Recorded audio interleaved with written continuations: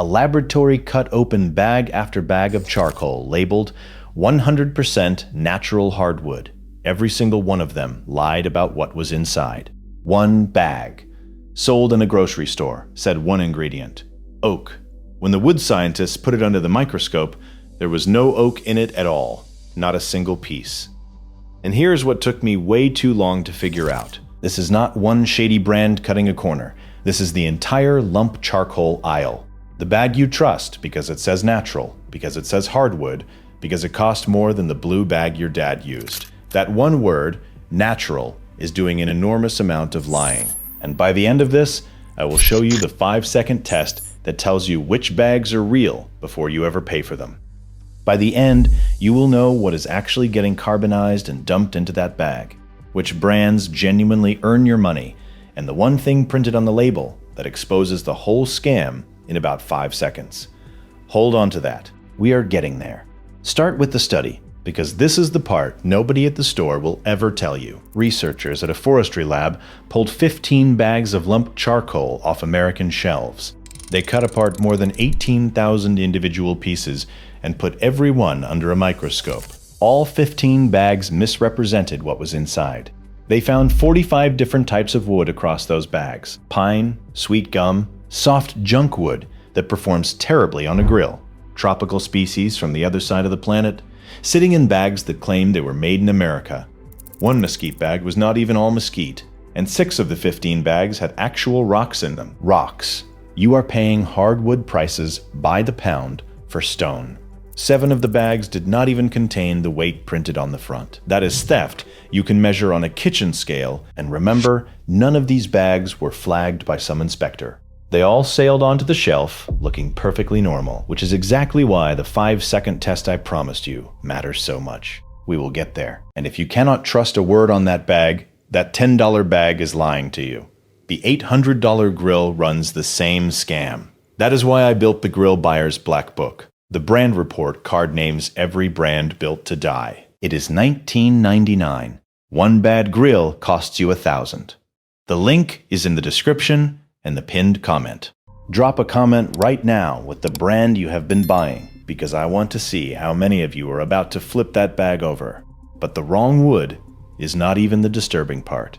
That comes next, because some of that wood was never a tree limb at all.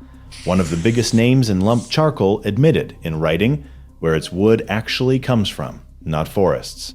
Milling operations, the offcuts left over from making flooring and molding. The same tongue and groove board you walk on in your own house. An independent reviewer who has cut apart more bags than anyone alive rated that brand as nearly 100% scrap lumber. Now, the company swears that scrap is clean and untreated. Maybe. But understand what changed. You are no longer cooking over a tree. You are cooking over a factory floor's garbage bin. And it gets worse.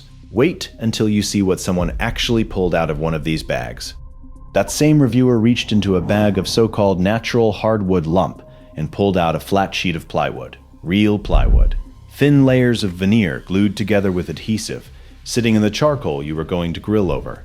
The company could not explain how it got there. In another batch, he found chunks of ceramic kiln insulation, material a toxicologist compared to asbestos. So, connect the dots for a second. The label says natural hardwood. The reality is flooring scrap, mystery glue, plywood, and stones. Same comforting word on the bag. Completely different product inside it. If you have made it this far, you already understand what this channel is about. So hit subscribe, it costs you nothing, and it keeps you from getting played at the register. Here is where the science gets genuinely ugly. A separate European lab tested 74 different grilling fuels. Some came back more than a quarter contaminated. Not wood, plastics, glue, synthetic resin, and the researchers said the quiet part out loud. That kind of contamination, they wrote, usually comes from reclaimed furniture and construction waste fed into the kiln. Read that again. Furniture and construction waste, the stuff hauled out of a dumpster behind a job site. And a lot of it has a tell. If you open a fresh bag and it hits you with a chemical, plasticky, paint thinner kind of smell, that is not clean charcoal. But we still have not reached the worst possibility, and it is the exact reason I changed how I buy this stuff completely. So far, everything I have told you is documented. Here is the question that should actually scare you. If flooring offcuts, plywood, and construction scrap are already getting into these bags, and the raw wood is coming from untraceable land clearing in places like Paraguay and Nigeria, shipped through 3 countries before it reaches your store, then who, exactly, is checking that none of it is pressure treated? Who is stopping an old painted deck board soaked in copper and arsenic from going into the same kiln as everything else? The honest answer is nobody. There is no inspector standing at the end of that line, and burning treated wood is not a minor thing. A single 12-foot piece of old pressure-treated lumber holds enough arsenic to kill 250 grown adults, and most of that poison ends up concentrated in the ash sitting directly under your food. I am not telling you your bag has it. I am telling you the entire system is built so that nobody can promise you it doesn't. And that alone should change what you reach for. Which brings me finally to the 5-second test. The thing I now do with every single bag before it goes anywhere near my cart. Forget the front of the bag. The front is marketing, natural, premium, all hardwood.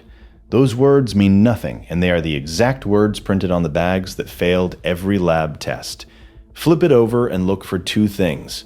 1, a single named species, oak, hickory, mesquite, quebracho, not the word hardwood, an actual tree. 2, a named country or region it came from, a real place on a map. If the bag names the wood and names the origin, somebody was willing to attach their reputation to it. If all it says is natural hardwood blend with no species and no country anywhere on it, put it back down.